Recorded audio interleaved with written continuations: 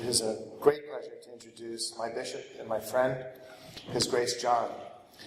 I want you to know that we drove down here together on Tuesday night, right through the night, and His Grace did most of the driving, and that should give you an indication of his strength and his dedication. I've known His Grace for more than 2 years, and I count him now as a good friend as well as a spiritual father. His Grace grew up in Boston. He was a priest for 33 years in the Pittsburgh area. Married to Joanne, he had 3 children. He has edited the Word magazine for around 30 years. And he has a long list of degrees and other ministries he specifically asked me not to mention, but you can read about him on his bio in your pamphlet. After Joanne fell asleep in the Lord, he was shortly thereafter elevated to bishop and sent to serve our New England diocese, and thereby coming home. So it is my honor to introduce His Grace, Bishop John. Your Grace.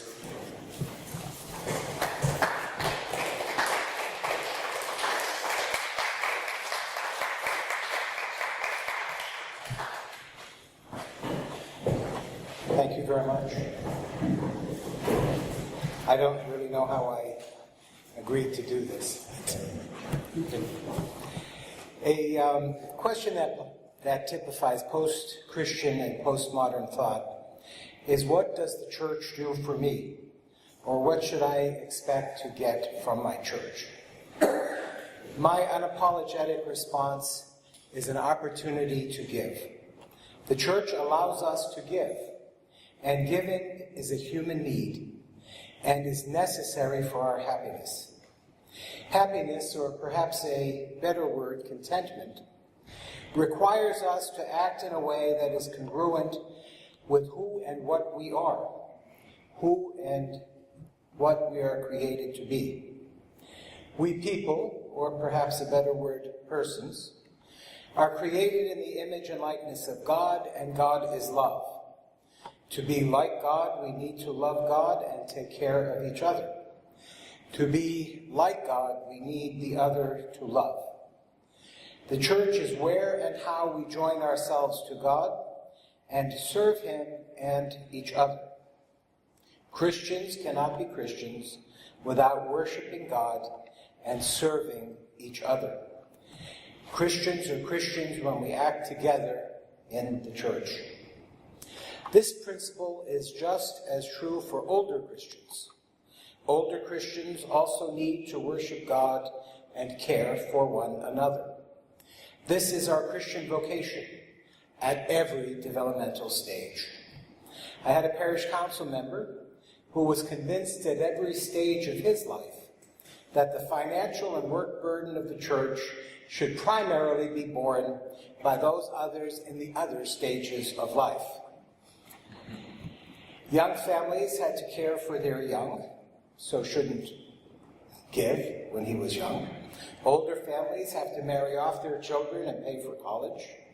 And older couples are then on fixed incomes and have earned the right to relax and not contribute.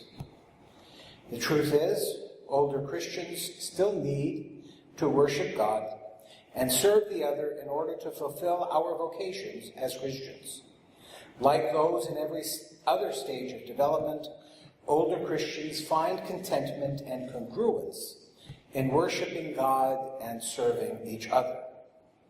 Most older Christians have more time and more expendable dollars.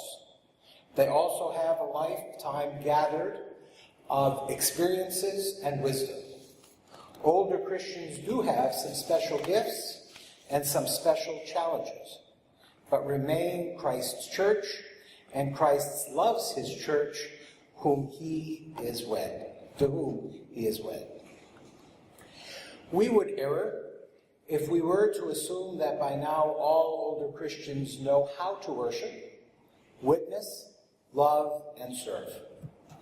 Many of us have spent our lives being busy with distractions of this life and modern times.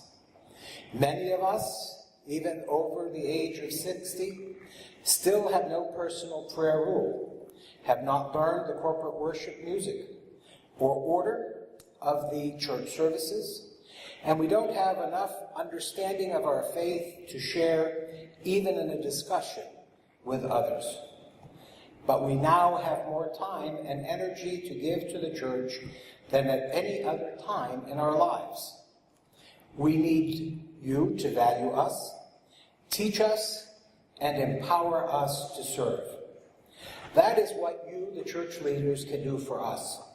Value us, teach us, empower us to serve. But you need to do so without damaging our fragile senior egos.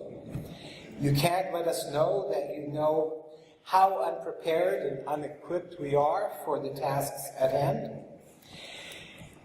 Too many of us have fallen into despair, imagining that our lives have been lived almost completely in vain, not having made any difference at all in the world in which we live. What a blessing it would be if you can recruit us, train us, and empower us to share in the ministry of the parish.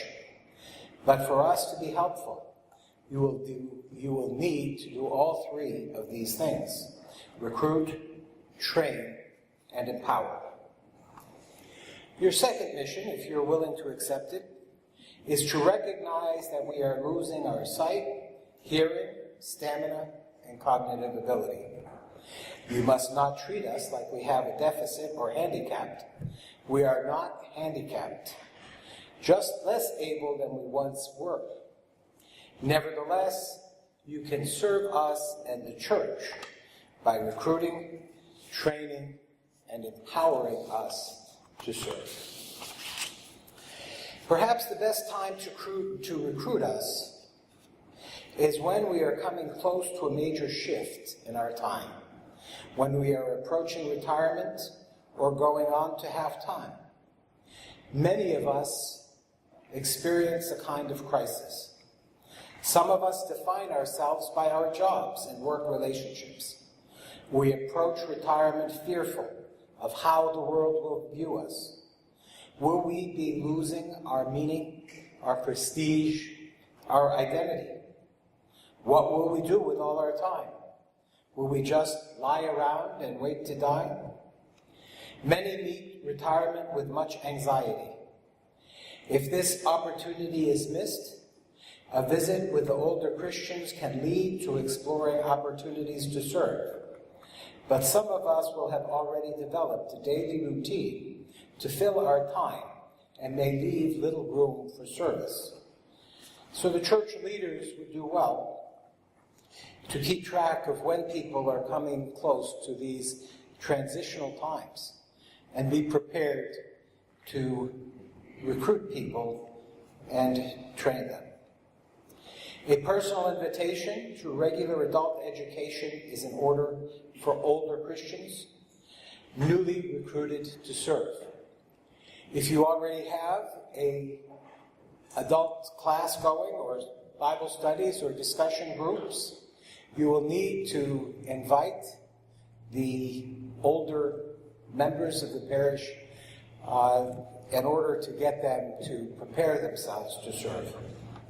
After an afternoon lecture or discussion series teaching people how to share their faith is of great help. I have asked groups to brainstorm commonly asked questions and then invited the groups to explore effective responses. Having the questions written down and outlining responses is helpful.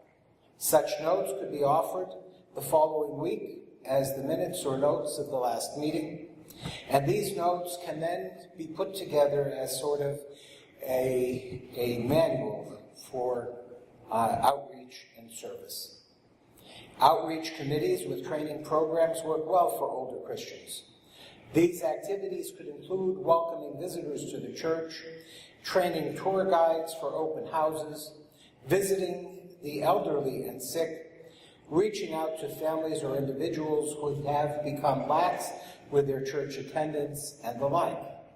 For such duties, choices of who to recruit should be done with care, paying attention to the social skills and the individuals being recruited.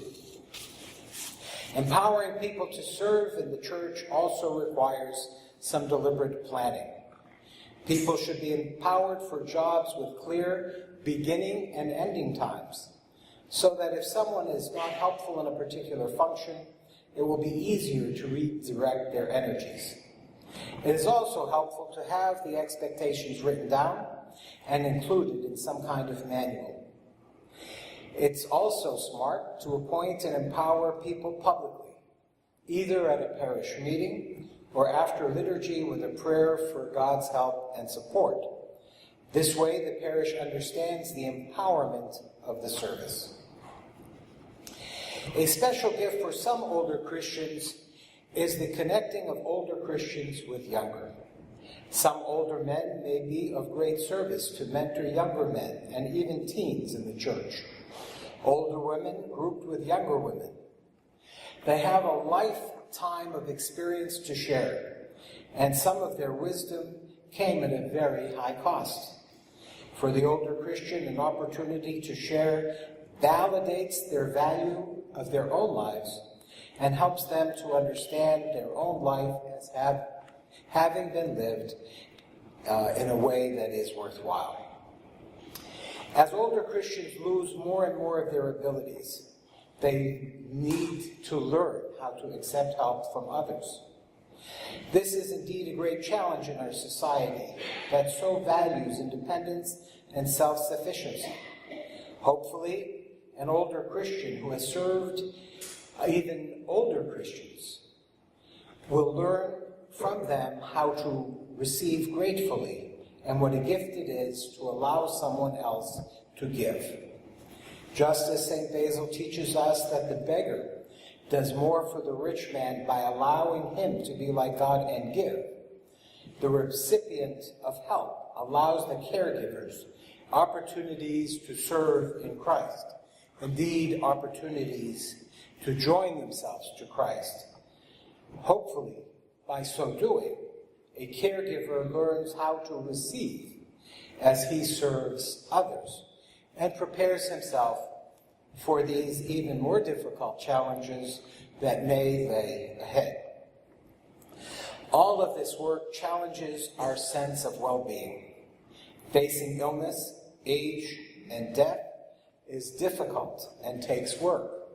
We are living in an age and a time where our society defies or denies death altogether. We hide it. We don't want to think about it.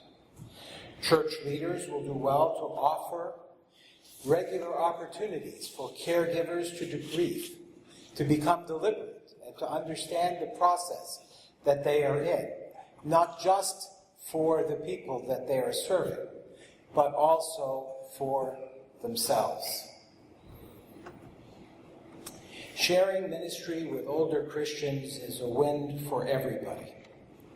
I am grateful for this opportunity that I have been given to serve over the last 35 years, and I am grateful today for the mission and conference of OCAMPR. I appreciate all the work that you do and the ministry that you have.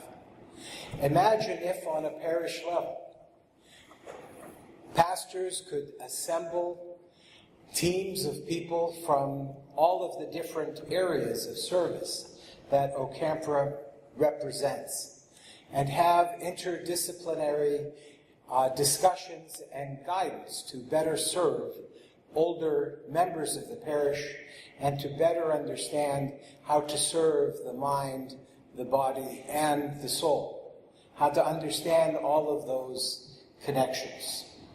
If indeed pastors could gather interdisciplinary groups, we would learn much from each other and all be better prepared and able to serve. That's what I wanted to share, and I usually do better answering questions, so I'll accept your help.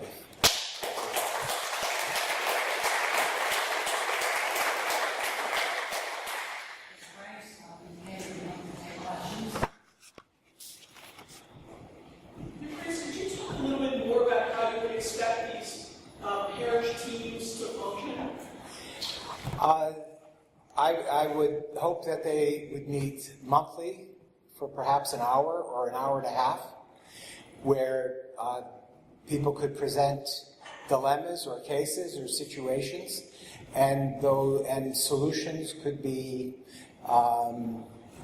discovered together from an interdisciplinary in an interdisciplinary forum where we can learn from each other, learn each other's frames, learn each other's ways of thinking and approaches, and better serve and better understand the people that all of us serve. It would also offer opportunities for people to understand what the real problems are. Sometimes we think that sometimes we're treating symptoms and don't understand the real problem, and sometimes the real problem belongs to a different discipline, and someone from a different discipline would be able to spot that and be very helpful. So, great. Thank you very much for your remarks. I was speaking to a priest who said to me, he said, you know, my time is very limited, and I have to choose how to spend my time.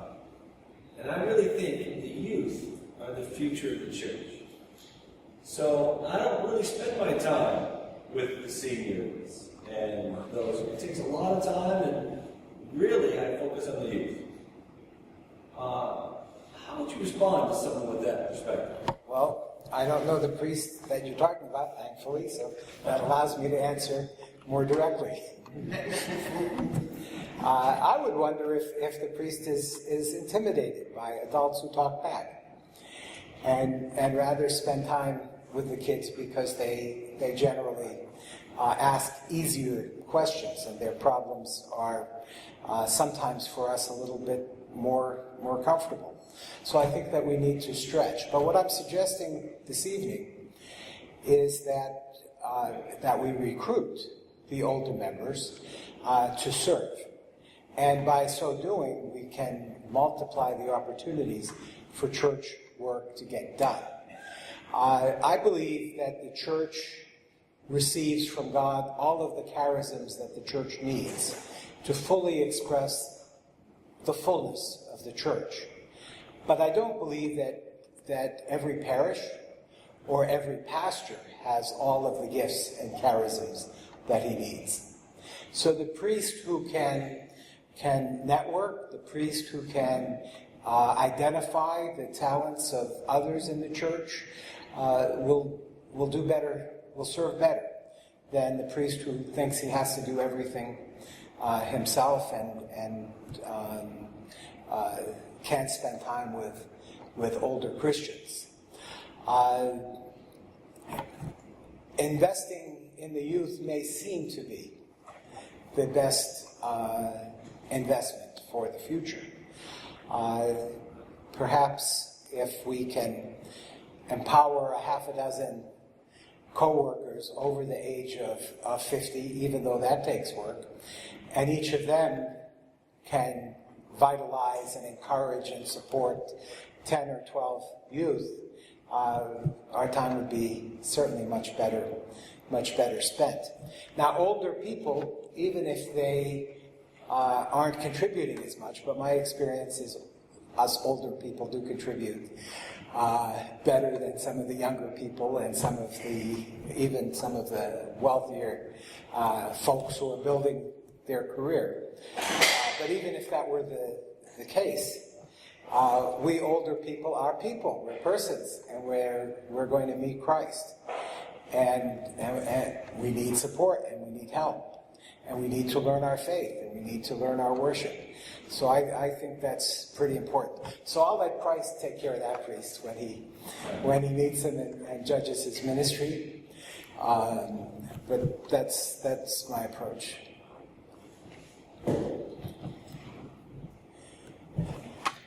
Peter? You're just scratching? Okay, John? Right, here at St. Catherine, we're trying to start a new ministry, reaching out to the elderly who are homebound nursing homes. And can you give us some of your insights how to train people to do that?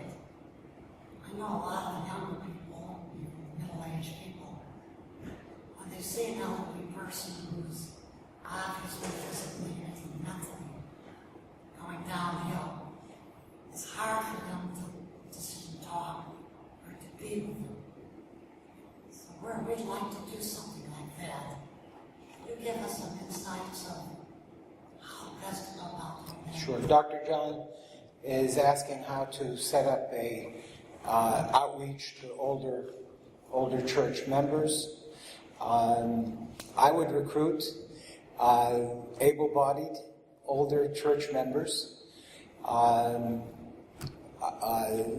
to serve, and I would do role plays with them, and I would help them understand what they are likely to meet. And then I would call them back together to debrief and discuss their encounters as a group. I took a bunch of teens to a local nursing home one time, and the volunteer director had the teens paint the fingernails, do manicures for the patients, because I had so many teens, and this is the activity that she came up with. And some of the kids were traumatized. They had never touched an old person before. They had never gotten that close. So I would help people begin to feel close, invading each other's physical space in an appropriate way, to see people as people, and to change the expectations. You know, we might have some expectations that they're going to ask difficult questions. If they ask you a difficult question, you don't have to answer it today. You can get the answer and come back. But mostly people just want to be shown that they're valuable. And you don't need a lot of talk for that, just to kind of hang out with them and sit with them. So for us to calm down, maybe take some deep breaths, maybe change our expectations, maybe just make our goal that I'm going to spend 15 minutes listening and hearing. I don't know that my experience with older people who are losing function is that they're just happy to have someone physically there. And the conversation is secondary. And if the conversation is the same as last week, or even the same as it was 5 minutes ago, then even that's okay. And that we change our expectations and our goals and learn to just be present. At very least, it says to the people that God cares enough about them that somebody from the church, I dare say somebody from God, comes to be with them. I was called one time. Actually, I wasn't called. I went to one of my parishioners who had a pizza place for a sandwich, and the father of the pizza shop owner had just lost his wife in Syria and was unable to go for the funeral because they bury people right away. And he didn't speak English, and I don't speak Arabic, and he said to me through his son's translation, "God has visited me in my time of pain," just because I showed up for a sandwich. And I showed when I was there that I cared and that he was valuable. And so I think we need to change our expectations and be comfortable with that. Yes, sir. It seems to me that our church still, we venerate, we adore our older parishioners. They're repositories of knowledge, tradition. It's time well spent at coffee hour when you can sit down with somebody who can tell you what the church was like 35 or 40 years ago. And they're a really precious resource that I think we value. Our society does not value age. We're in love with youth. Sure. And I wonder if Is our church going to change? Can we hold on to the tradition of venerating and uplifting and cherishing our elder people, or are we going to succumb as well? And if we're not, how do we fight against that? The question or the comment is that presently our church cultures venerate and value older church members and old age. And can we maintain that and keep that in our secular society? In America, that seems not to value old age as much and is quickly changing. I think that it is indeed our Orthodox ethos to value all humans, whether or not they produce. And when modern society of even decades ago didn't value children, for example, and didn't consider children to be people or have value, and children were allowed to be beaten or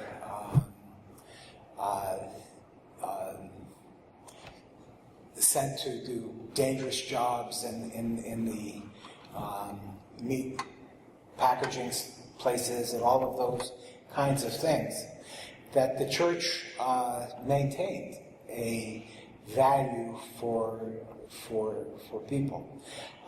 If you notice in the icons of Christ with the children usually don't look like children. They look like miniature adults.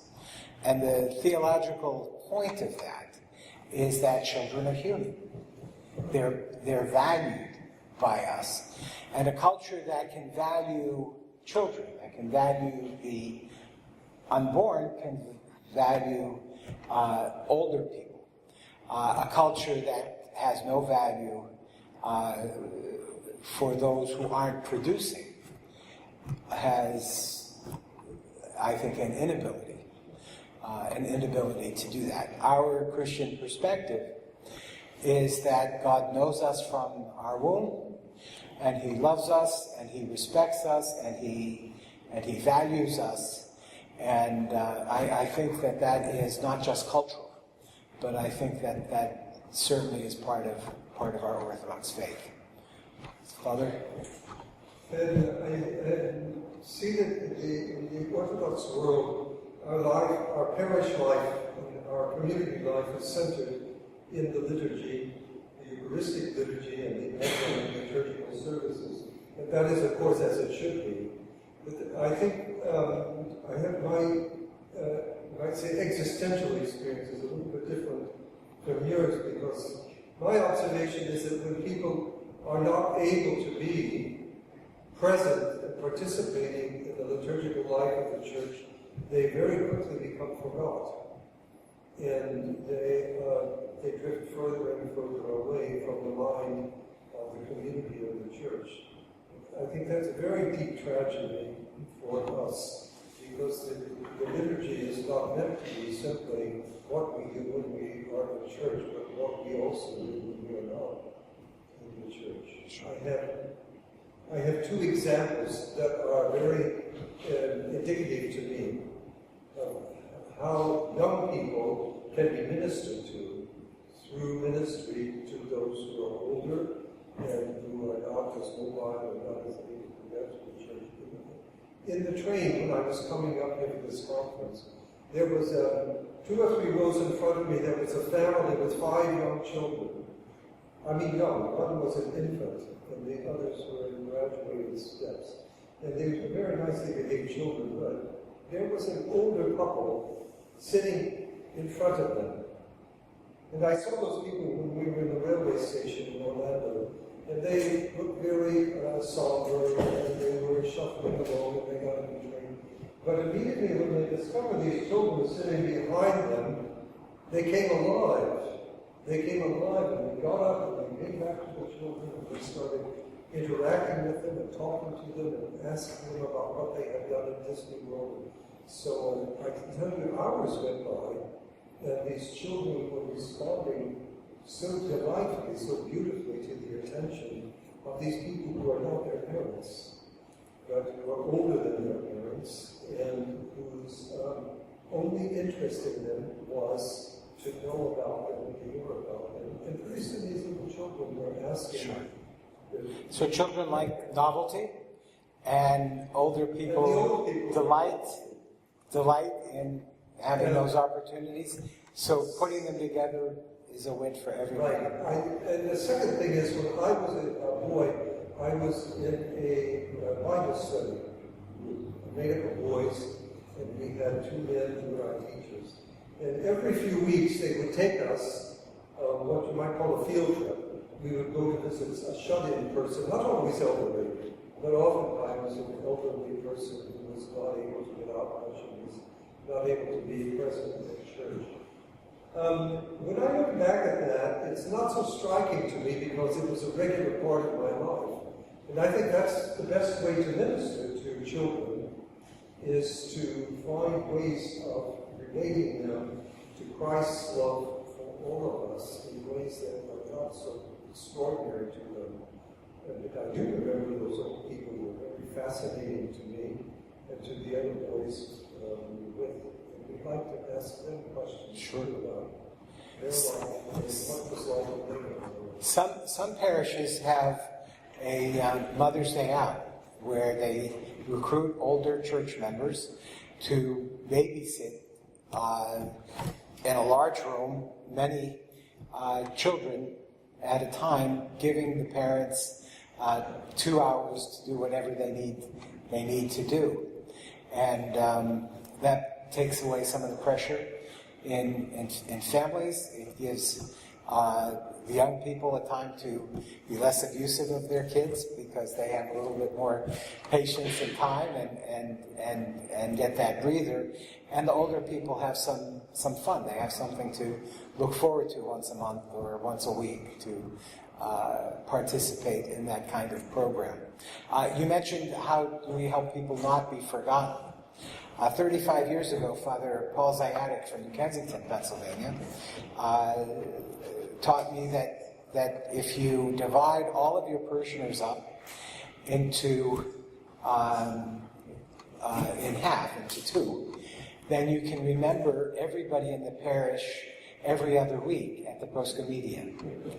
And by so doing, you call everyone to mind, and then you remember who you need to visit, because you keep everybody in front of you and their needs. So that's kind of a practical way of remembering the older folks. But we need to be deliberate. What I did in my last parish is I 3 or 4 times a year did a computer breakout of everybody over 70. And just made sure that I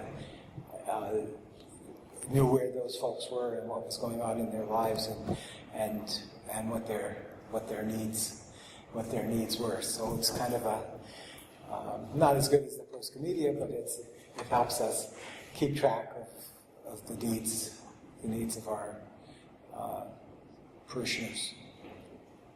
Yes, sir. I'll only make a comment and stimulate everyone's ideas since you just brought it up. Many of us are health practitioners, and in Cuba, the physicians are given a panel of only 1,000 families, and they are expected to both live in the community and visit each household every year. So you're just giving me maybe some ideas on, as I get older in practice, maybe part of cranking down would be maybe more intimate and holistic approach, something like that. You're mentioning the church could. I tell you, our church right now can just barely pay our pastor, and I know we could not expect more of him at this point. But perhaps by sharing in some of his ministry, you'll free some of his time to do other things.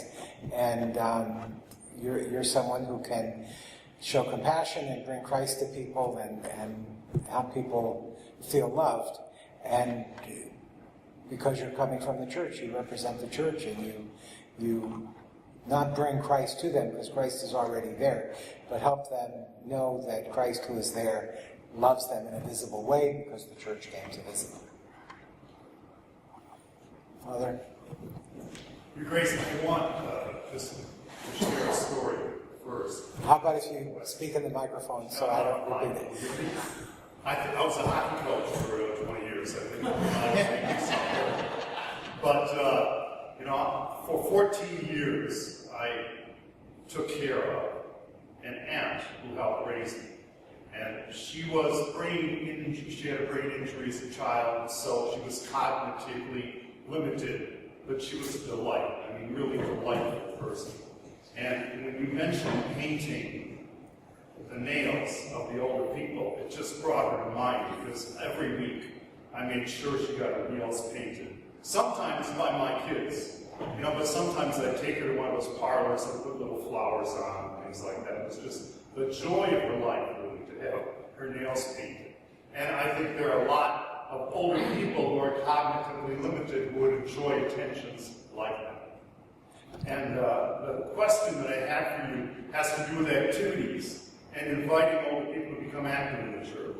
I've been blessed with very active seniors in my community, but their activity is pretty much confined to the kitchen and to selling and marketing and making pierogies and, you know, other ethnic foods. Now, they use the resource, they use the profits often for charitable purposes, but they have limited interaction with the larger community in which we live.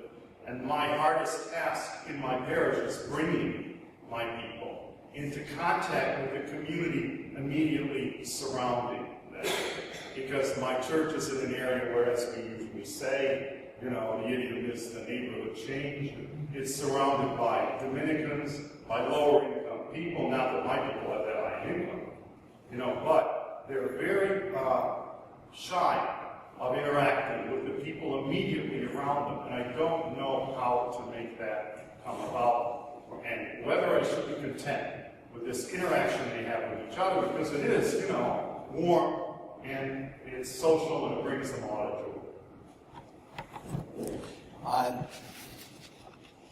say something that might get me in trouble. I think that many of our people are in ethnic ghettos, and they don't really know what they have in Orthodoxy and in their Christianity, and that's why they are uncomfortable sharing their faith and reaching out to people that need help. And so I think we need to build our people up and tell them what they have and tell them who they are and show them the value of what they have so that they can reorient their thinking and be willing to reach out past themselves. Perhaps after they finish the pierogi or whatever pronunciation, that you can give them some pointers or some fun facts of who they are and what they have and what special things that they are, so that they can share themselves and what they have with the world around them. Somebody had the idea of giving free tickets, you know, in the neighborhood. You know, peppering the neighborhood with free tickets, you know, through the bazaar, through dinner for them. Sure. And feeding people is great. Sitting down with the people that you're feeding and getting to know them and entering their space and allowing your folks to encourage others, teach them how to encourage others and give them those opportunities to encourage others. I think that's terrific ministry and very appropriate. What a wonderful metaphor for a priest to be a hockey coach. It prepares you for board meetings. Yes? So, I'll do my best to explain this, and there might not be an answer, but I guess I'd like to hear your advice. So, my dad is 91 years old, okay? And my dad calls up to get some sort of service on the phone, and I'm sitting there with him. And the service person automatically dismisses everything my dad says. But what my dad is saying is absolutely accurate. So So now my dad hands the phone to me, and I tell the service person, and they leave me. And my dad faces this all the time. He calls me at the other day, my prescriptions, because they won't believe me when I tell them it didn't come in. So then I have to call the prescription people and tell them. Now my dad is fully competent, and he can handle all this himself. And what happens is, as he gives me more and more, it's less and less that he himself is able to do for himself, but not because he can't do it, but because people at large don't seem to believe him. And I've talked to many people in that sort of situation in their 90s, 80s, where they have this problem of people not trusting them. Do you have any advice that could be used to help? So your dad is a victim of ageism, this prejudice against older people, because everybody knows nobody over 40 knows anything, right? and from there, there's that slope. I would suggest that in front of your dad, after you explain to the person at the other end of the line what your dad was saying was accurate, that you point out to that person that your dad did explain that to build him up and help him feel better about himself, and to help the person at the other end of the line know that this person is worthy to be listened to and knows what he's saying. So I would take don't be too rude, but certainly be assertive enough for people to know that ageism is inappropriate, and tell the pharmacist that she's prejudiced.